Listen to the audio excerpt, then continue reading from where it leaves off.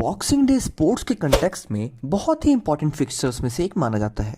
जहां क्रिकेट की बात करें तो ऑस्ट्रेलिया के एमसीजी में हर साल क्रिसमस के अगले दिन boxing day test match schedule रहता है। जबकि फुटबॉल के कंटेक्स्ट से जोड़कर देखें तो इंग्लैंड में होने वाली इंग्लैंड प्रीमियर लीग के मैच भी बॉक्सिंग डे के दिन शेड्यूल किए जाते रहे हैं। लेकिन बॉक्सिंग डे आखिर होता क्या है, इसकी शुरुआत कब से हुई और स्पोर्ट्स इसका क्या नाता है, आइए जानते हैं।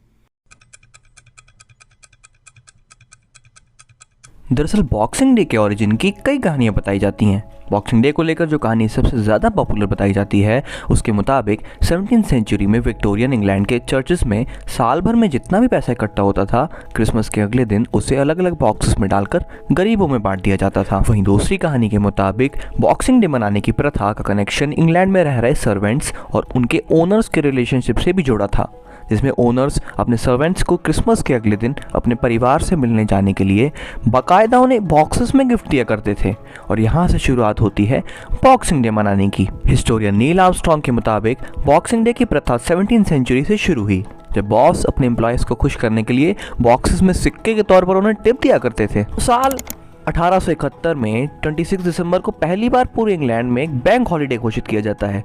ये वही टाइम पीरियड है जब स्पोर्ट्स कल्चर ग्लोबलाइज होना शुरू हो गया था। इस समय तक स्पोर्ट्स पहले से ज़्यादा ऑर्गेनाइज्ड और कोडिफाइड होने शुरू हो गए थे और इसी कड़ी में स्पोर्ट्स के उभरते हुए स्पोर्टिंग कैलेंडर में बॉक्सिंग डे को भी जोड़ा गया और यहीं से बॉक्सिंग डे पर स्पोर्टिंग इवेंट होस्ट करने की शुरुआत होती है। तो फुटबॉल में जो सबसे पहला बॉक्सिंग डे मैच रिकॉर्डेड है वो साल 1860 में शेफील्ड और हैलम फुटबॉल क्लब्स के बीच खेला गया था। साल 1888 में फुटबॉल लीग खेलने की शुरुआत हुई, जो 1892 में चलकर फर्स्ट डिवीज़न बनी और 1992 में आती है प्रीमियर लीग। इस दौरान फुटबॉल लीग में हर साल बॉक्सिंग डे का एक मैच हमेशा शेड्यूल होता था। साल 1950 तक फुटबॉल लीग के मैच 25 और 26 दिसंबर दोनों दिन खेले जाते थे। फुटबॉल एसोसिएशंस और क्लब्स भी इन दिनों पर होने वाले मैचों से ज़्यादा प्रॉफिट कमाने के लिए बेकरार रहते थे। हालांकि 60s में क्रिसमस पर फुटबॉल के मैच शेड्यूल होने बंद हो गए क्योंकि फुटबॉलर्स फेस्टिवल सीजन को अपनी फैमिलीज़ के साथ एंजॉय करना चाहते थे। लेकिन बॉक्सिंग डे पर खेले जाने वाले मैच अब भी लगातार होते रहे। बॉक्सिंग डे गेम्स एक सीरीज ऑफ ब्लॉकबस्टर बनकर साबित हुई, जब साल 1963 में फुटबॉल लीग के 10 मैचों में कुल 66 गोल्स स्कोर किए गए, जो कि प्रीमियर लीग के इतिहास में एक बड़ा कारनामा था। इसके बाद बॉक्सिंग डे गेम्स की खूब जमकर मार्केटिंग भी हुई। लेकिन जिस तरह फुटबॉल के लिए इंग्लैंड में बॉक्सिंग डे मैचेस होते थे, क्रिकेट के लिए वैसे बॉक्सिंग डे मैचेस कभी शेड्यूल नहीं हुए। इंग्लैंड ने क्रिकेट बॉक्सिंग डे मैचेस इसलिए कभी शेड्यूल नहीं किए और होस्ट नहीं किए क्योंकि उनके यहाँ पे जो सर्दियों का वेदर है वो क्रिकेट की प्लेइंग कंडीशंस के लिए अच्छा नहीं है। लेकिन साउदर्न हेमिस्फीयर में कहानी एकदम उलट थी।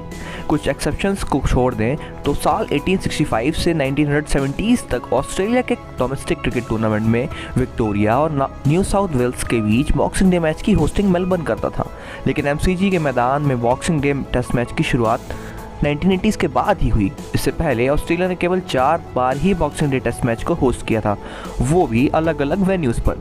एमसीजी में बॉक्सिंग डे टेस्ट क्रिकेट उतना इंपॉर्टेंट इवेंट तब तक नहीं बना था जब तक कैरी पैकर के चैनल 9 ने 1979 में ऑस्ट्रेलिया क्रिकेट मैच की होस्टिंग के राइट्स नहीं खरीद लिए। कैरी का कहना था कि स्पोर्टिंग एडमिनिस्ट्रेटर के तौर पर अगर आपको क्राउड लाना है और आप बॉक्सिंग डे पर कोई मैच नहीं शेड्यूल करते हो तो यह आपकी सबसे बड़ी गलती है। हालांकि एमसीजी में टेस्ट मैच को परमानेंट शेड्यूल करने में अब भी करीब 15 साल का वक्त लगा, जिसके बाद एमसीजी में टेस्ट मैच ऑस्ट्रेलिया के स्पोर्टिंग कैलेंडर का एक इंपॉर्टेंट इवेंट बन गया। साल 1994 के एशेज में शेन वॉर्न की फेमस हैट्रिक भी एमसीजी के मैदान में बॉक्सिंग डे के दिन पर ही आई थी।